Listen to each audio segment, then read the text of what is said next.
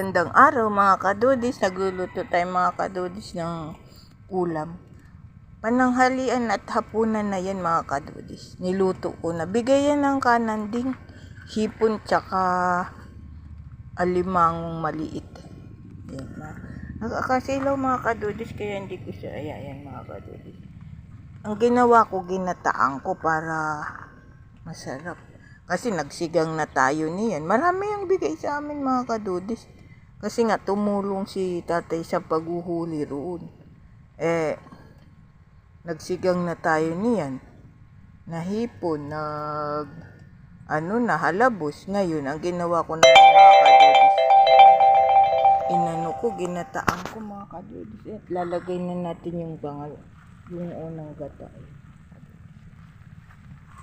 Ano mga kadudis, nakakasilaw ang araw. Ayan. Sarap yan mga kadudis. Ginataang hipon na may kasamang alimang. Maliit lang. Yung alimango na yan mga kadudis, luno. Bigay ng kanan din. Kumusta na po ba kayo mga kadudis? Ingat-ingat po. Hindi ng araw. Maaga pa eh. Titikman natin mga kadudis. Wala tayong taga-video kaya sariling sikap natin yan mga kadudis. Kaya medyo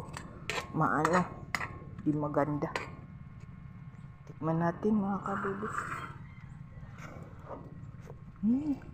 Sarap na. Yung mga kadudis na nakikita nyong